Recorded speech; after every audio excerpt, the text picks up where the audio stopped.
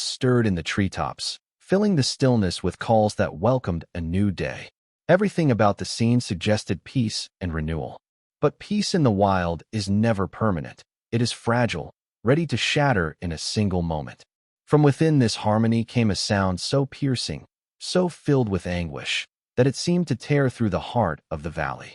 It was the cry of a baboon, a female the researchers stationed in Yellowstone had named Maya. Her cry was not ordinary. It was long, broken, almost human in its sorrow. It startled grazing animals, sent flocks of birds wheeling into the sky, and echoed across the canyon walls. To an untrained ear, it was just noise, but to those who understood baboons, it was grief in its rawest form. Just hours earlier, Maya's life had been ripped apart. She had been foraging with her troop near the edge of the Lamar River, where willow thickets provided shelter and tinder shoots to eat. Her infant clung tightly to her fur, still too young to walk on its own.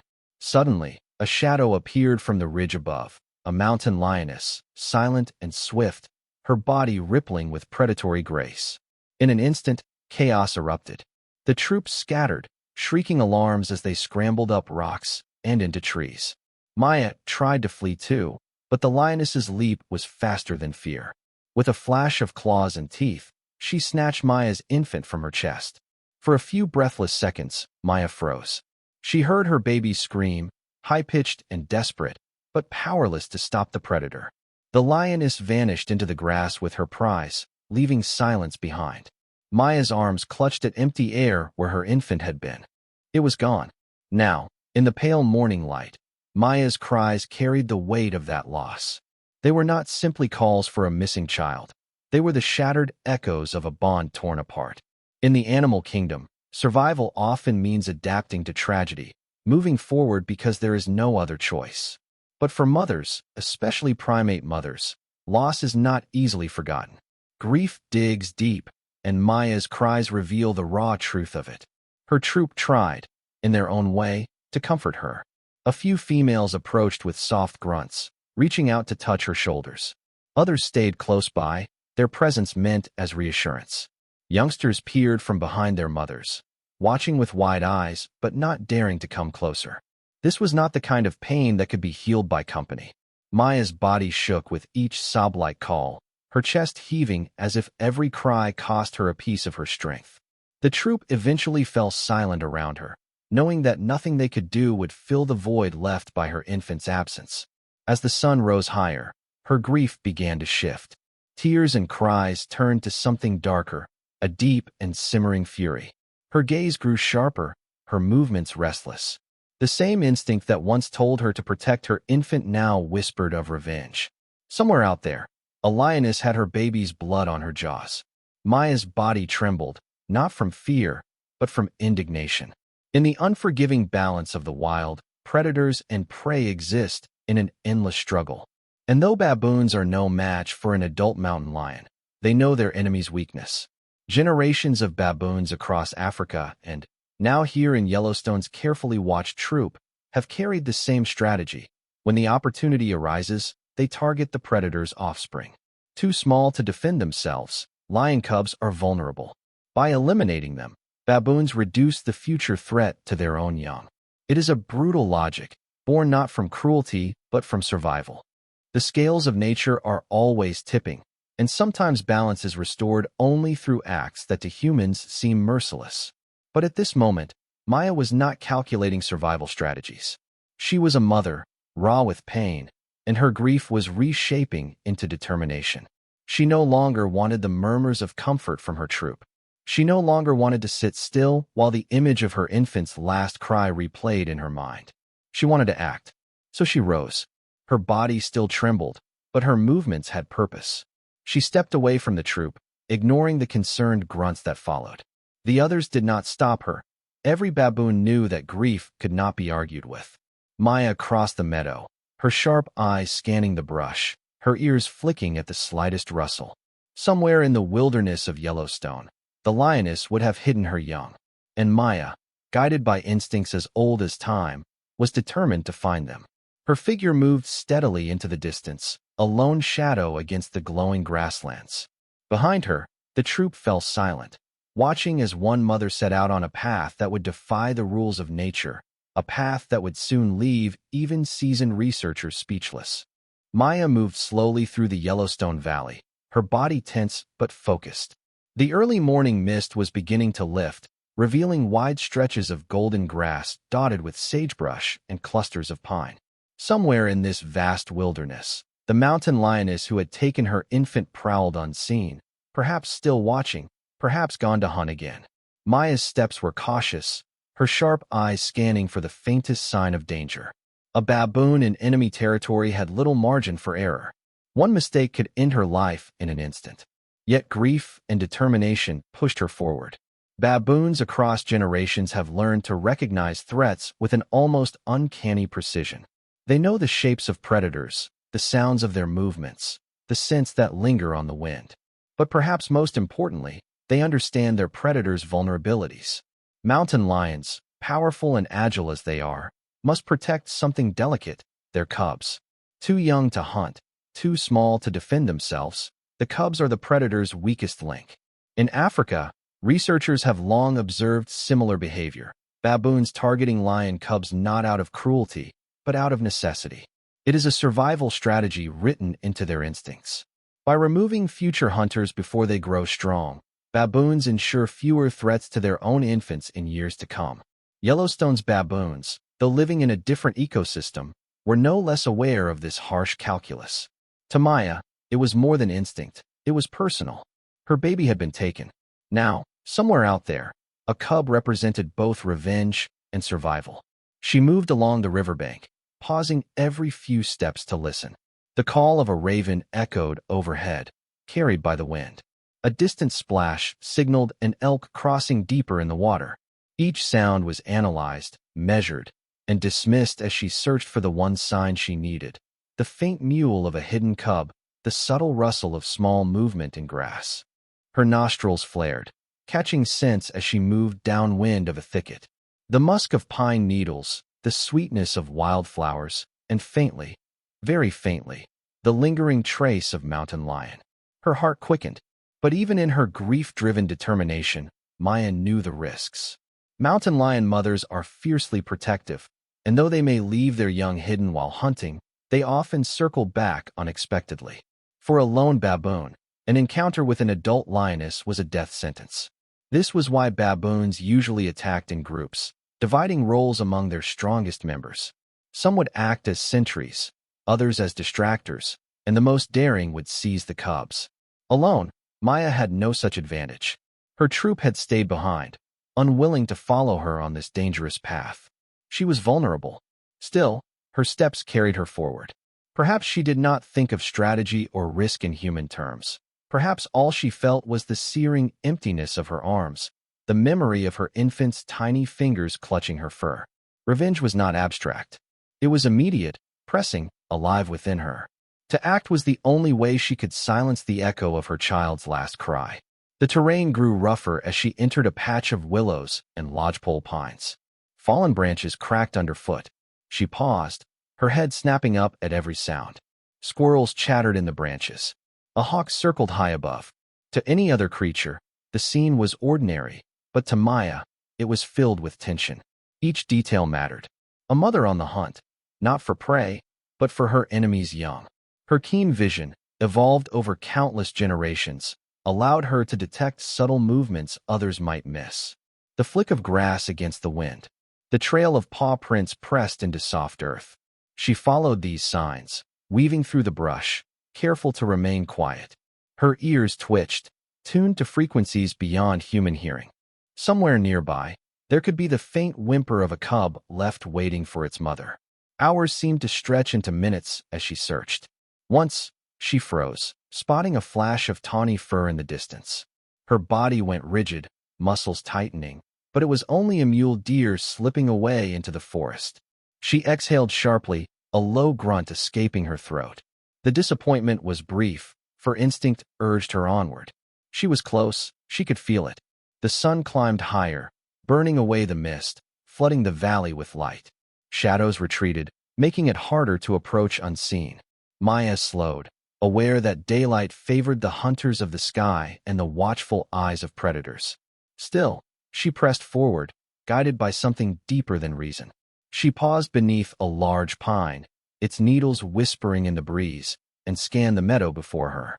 Somewhere out there, hidden in the grass or tucked beneath brush, the mountain lioness's cubs might lie waiting. And so she waited too, crouched in silence, her eyes unblinking, her body still. A statue of grief and vengeance, poised at the threshold of discovery. She did not yet know what choice she would make when the moment came, whether she would kill or show mercy. But the path she had chosen left no turning back. For Maya, the search was no longer about instinct alone. It was the continuation of her grief, a journey that would test not only the boundaries of survival, but also the boundaries of compassion. Somewhere in the wild expanse of Yellowstone, predator and prey were about to collide in a way that neither nature nor science could have predicted. The valley had grown warmer by midday, the sun spilling across the slopes of Yellowstone like molten gold. The air buzzed faintly with insects, and the scent of pine sap hung thick where the trees pressed close together. For hours Maya had searched, moving through tall grasses, skirting rocky outcrops, pausing whenever her ears caught the faintest rustle. Each moment tightened the coil of determination inside her, and yet the silence of the wilderness threatened to unravel it. She crouched low now at the edge of a clearing. Her body was motionless, every muscle drawn tight, her sharp eyes scanning the ground ahead. And then, at last, she saw it. A trail in the dust, soft and uneven, smaller than the prints of the mountain lioness, but clearly feline. Tiny paw marks pressed into the soil, curving toward a shaded cluster of brush near a fallen log. Maya's heart surged. This was it, the enemy's weakest link.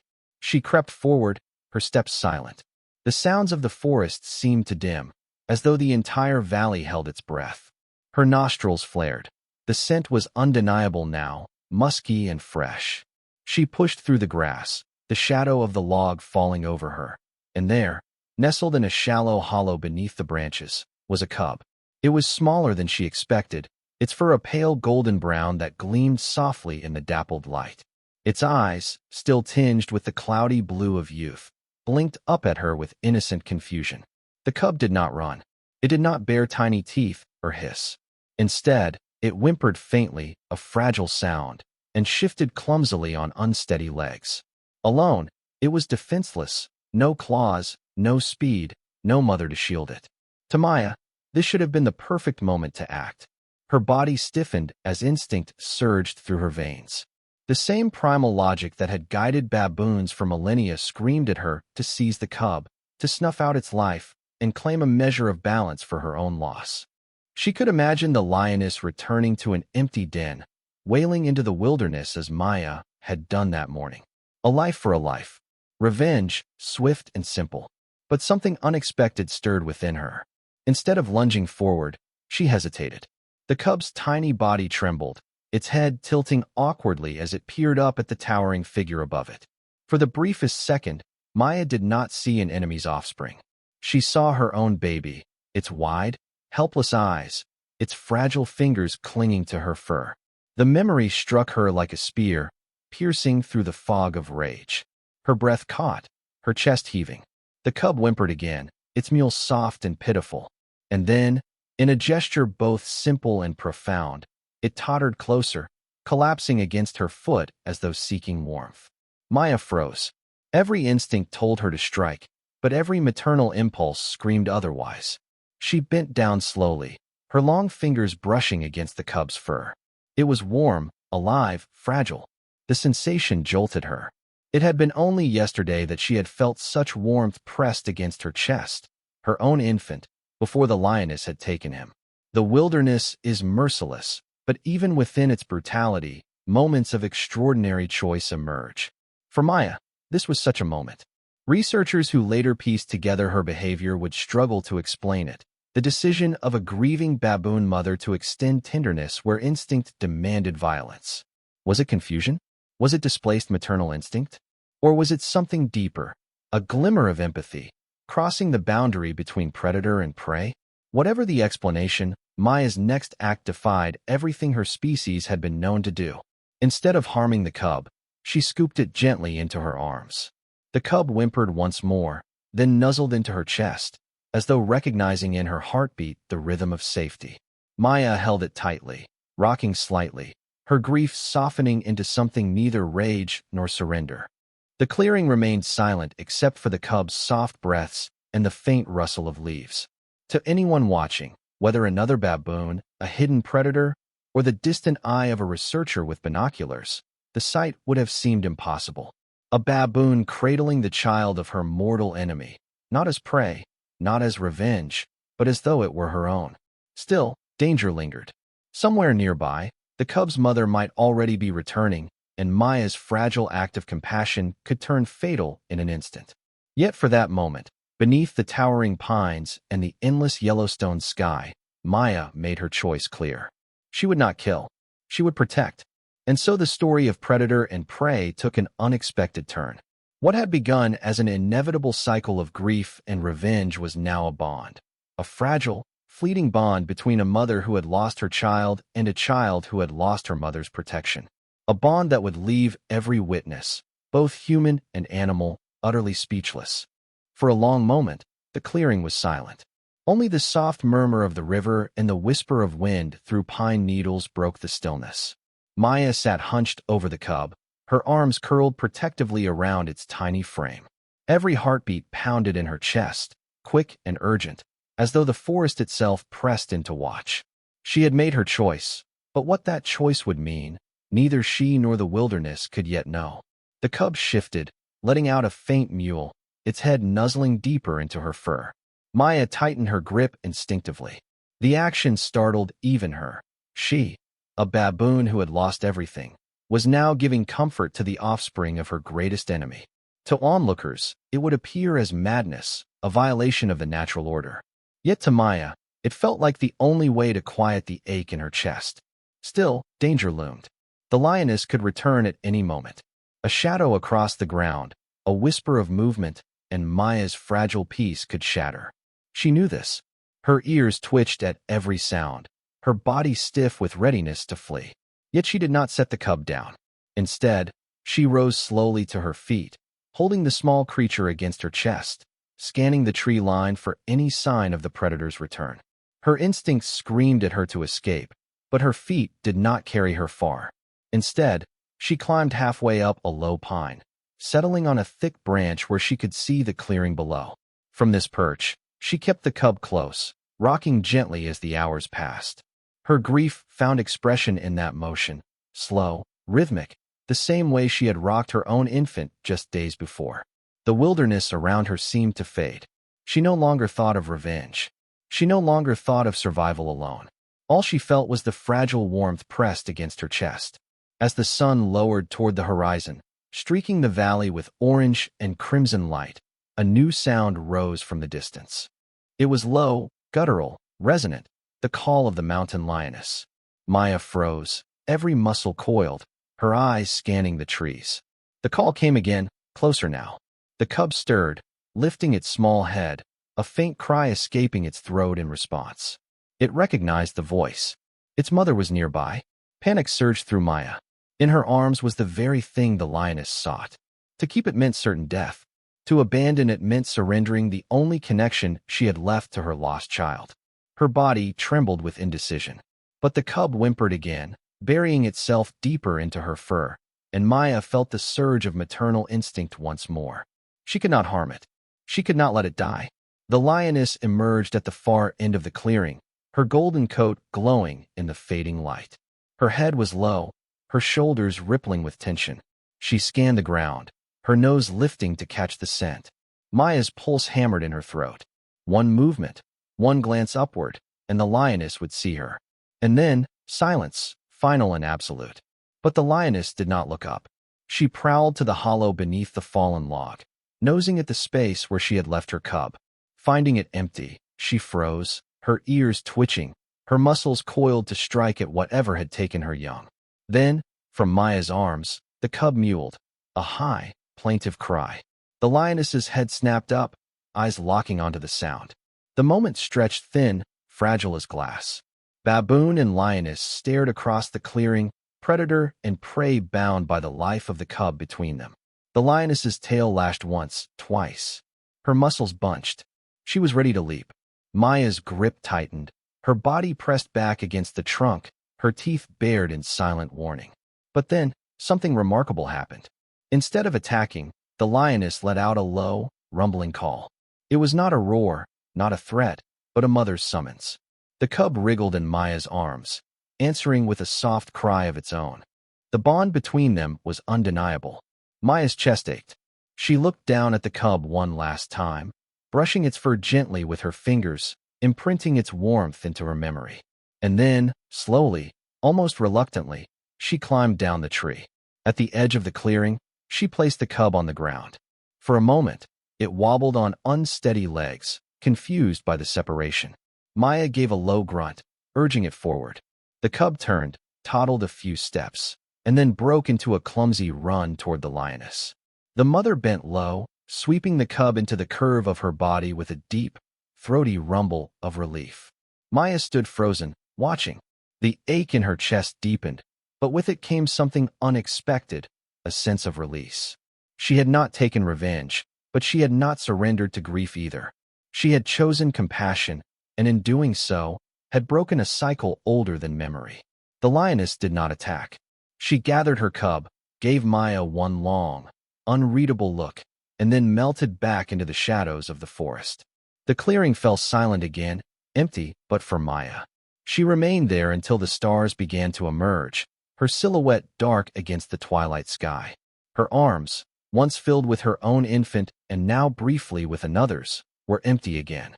But within her heart, something had shifted. She had made a choice that no baboon before her had ever been known to make. A choice that blurred the line between predator and prey. A choice that left those who later witnessed it, through field notes, through hushed retellings, utterly speechless. A choice that changed everything.